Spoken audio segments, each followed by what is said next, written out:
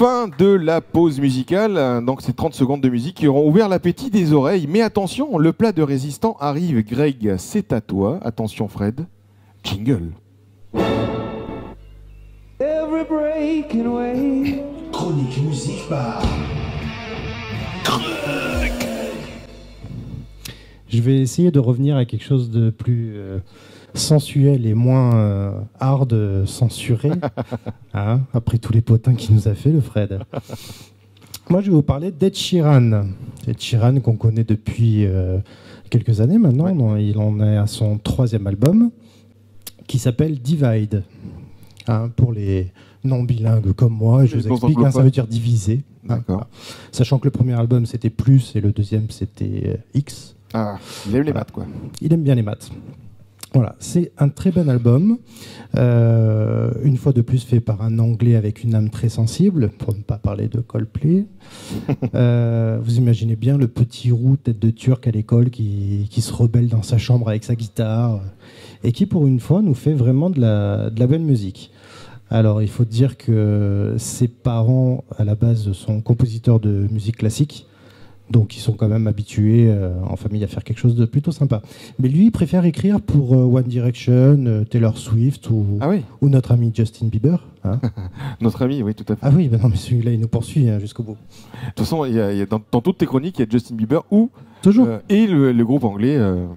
Oui, mais surtout Justin Bieber. Je ne le lâcherai pas, celui-là. Jusqu'à ce que tu écoutes l'album entier, je ne le lâcherai pas. Ouais, Est-ce que tu as écouté cet album? Celui de Ed Sheeran? Ouais. Non, j'entends sa chanson à la radio non-stop toute la journée. Tant mieux. Qui est pas évidente en répétition, mais. Moi, je sais pas, je m'en lasse pas. C'est sympa. Après, c'est pas. Oui. Le problème, c'est pas l'écouter toute la journée. Hein. Ouais. Il respire pas la joie non plus. Voilà. Ce morceau-là, ouais, il est sympa quand même. Ouais. Les autres sont plus mélancoliques. En effet, à la fin, t'as envie de tirer une balle, mais pas loin. Voilà. En tout cas, voilà, moi j'ai commencé à écouter cet album, et le premier morceau, il est assez sympa. Alors le nom, c'est toujours la même histoire, hein, le problème d'anglais. Eraser. Ouais, bien. Voilà. Ce qui est sympa avec ce morceau, c'est il a un flow hip-hop. Il chante comme un rappeur. Et en fait, j'ai découvert que ce mec-là, plus jeune, il bégayait. Et il a appris à surpasser ça en chantant du Eminem. Et puis chanter du Eminem, c'est pas donné à tout le monde. Et grâce à ça, il a vaincu. Il a surpassé il a dépassé ce truc-là. Et du coup, il commence cet album en se livrant.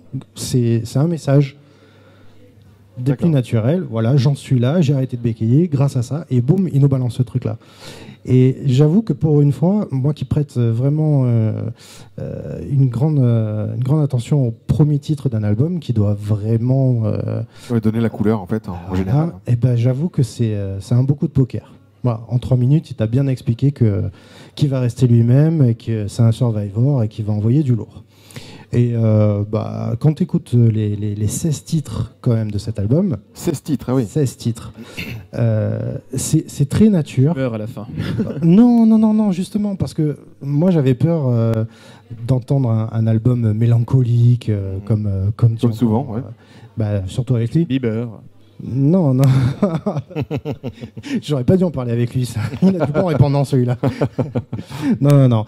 Pour le coup, il y a quand même plusieurs types de morceaux. Il y a des morceaux tristes, des petits slows.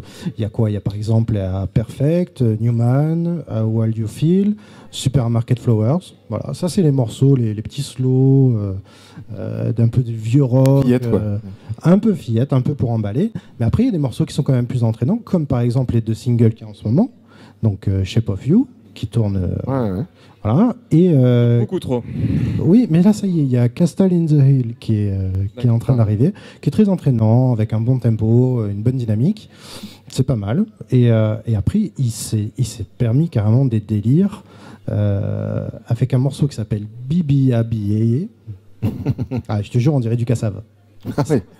C'est fantastique. Ça a l'air. C'est fantastique. Il y a des comment on peut dire, il y a des morceaux avec de la flûte irlandaise pour ajouter un peu des thèmes, un peu de chez lui. C'est très très sympathique. Il y a un morceau sur Barcelone avec beaucoup de clichés. Je trouve ça super bien fait en fait. Le mec, il s'est très bien inspiré. Il a fait quelque chose de magnifique.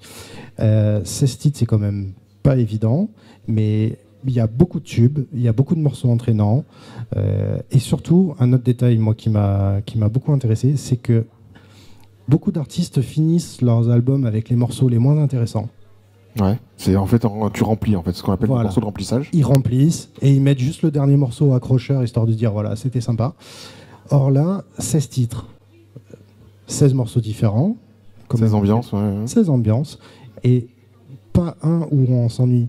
Et les derniers morceaux sont les morceaux les plus fun, les plus délires, dont le morceau type Kassav. D'accord. Voilà.